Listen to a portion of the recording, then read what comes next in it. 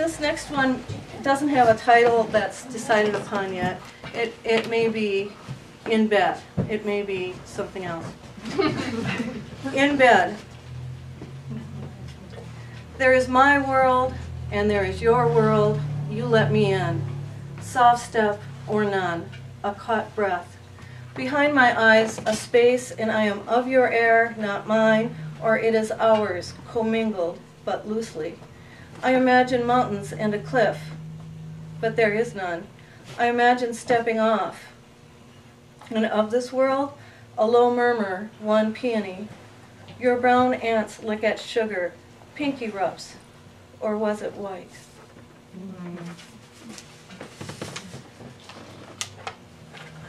I'll read one more. Should I read this? This is hard to read, so we'll see how it goes. A map of the world with oceans.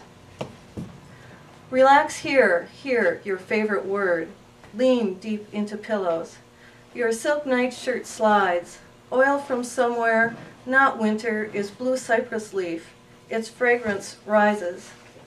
You see black, the sheen on your red silk. Each deep sleeve sways a heritage rose. Long stem deep in crystal vase slides the water. Your bed. Blue the map of the world hangs above it. And this too, wine in a thin glass. Also its long stem shines, close to lamplight, where crystal drops, swings, boudoir. So many cylinders on wire. Nick and Nora in a movie say, or Humphrey Bogart would never choose blue. Too young. Find your place. You go where water like drums beat, where only pink can fill the sky. Find it. That strong red, amulet and beaded, beats deep under skin, slides the length of an arm, a leg. Your fingers, their sparks of wine, point out the black arrows that mark the current, always published and forever slipping past your country. Place names, also black, stop the eye, same as the mole on your belly. It rises with your breath, air so crystal it hurts, breaks blood on a cracked lip, caught on a front tooth, that one more forward. The world stops. Well, I can barely speak. Slides a step. Foxtrots for a bit, returns, turns each corner of your blue bed, blue island. Sound and footed, slides off the curve of the world. Splash at the end of the slide, red silk blown open.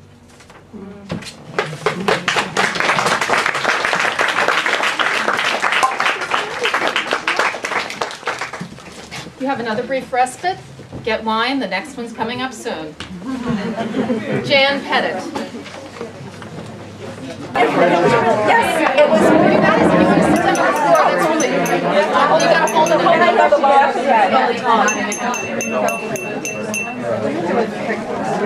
On to our next poet of the night.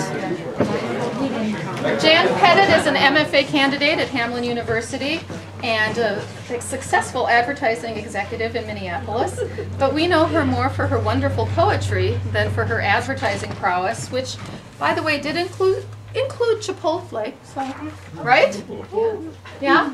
Yeah? And was it Land's End? I don't know, I can't remember. Ella Bean. Ella Bean, close enough. Anyway, so not to let her feel left out, I'm getting short on lovely, wonderful poems with which to precede these readings, but I do have one partial poem where Tony Hoagland, if any of you recall him, from his book Donkey Gospel, talks about desire. So I just excerpt this two partial stanzas. Desire, someone says, polishing his turbocharged Camaro in the drive, running his hands over its curves. It's a bitch.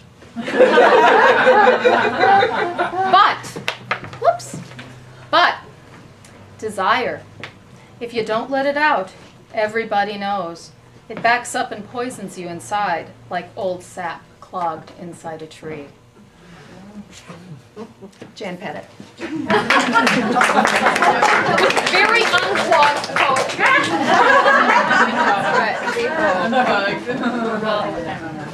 I am probably the newest of all these readers, and I have this sort of thing that whenever I'm standing in front of a group of people, I feel as if I'm going to pass out. So I'll catch you. Thank you. If I fall on the floor, just carry on and get another drink. Okay? And we'll get you one too. Thank you. This poem is called Detritus of the Old Married, a love poem. Our underwear is gray and baggy. And sometimes we fart. I've seen you wipe earwax on your pant leg. Time tends to ugly down a couple.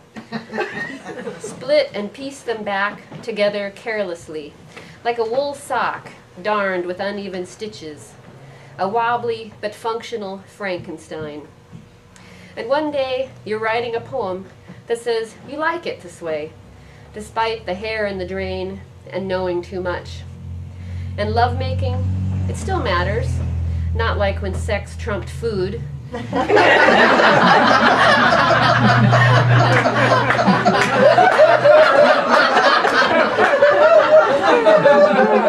someone's knees were always raw. No, you ache for it, the way you ache for music or something green outside. My mother spent years on the edge of gone, but something held, luck or God or time, and later, when he was sick, the shabby blanket of their marriage kept them warm.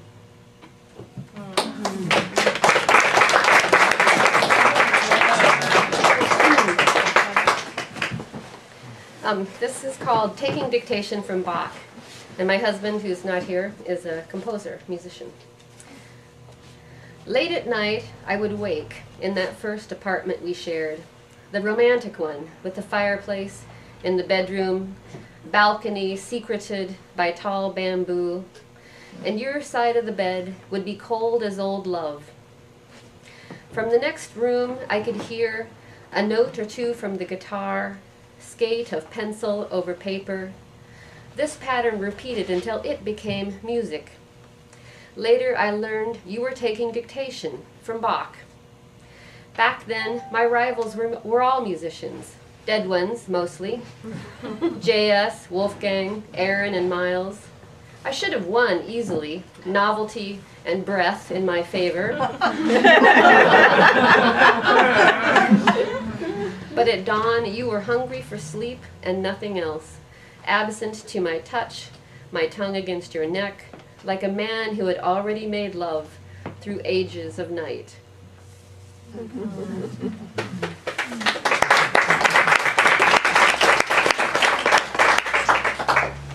This one I included because it's called A Valentine to Self. This once, I want to say something uncritical about me, to reclaim the decades squandered with self-loathing, a kind of vanity turned inside out. I used to stand naked between the folded mirrors of the medicine cabinet and chase my contempt to infinity. The years spent counting flaws could have earned a degree, learned a language. I might have read The New Yorker. It's February. There are holes in the ice where you can see the creek carrying on again with purpose.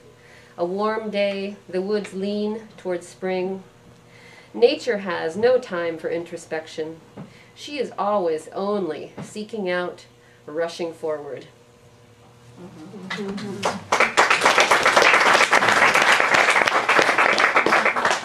And this one is just something I found on the refrigerator one day. Magnetic Love Poem by my 7-year-old. And in the, there are no plural words in the Magnetic Poetry Collection, so anything that has an S is a separate S that follows a word. So, girl, here it goes, Magnetic Love Poem.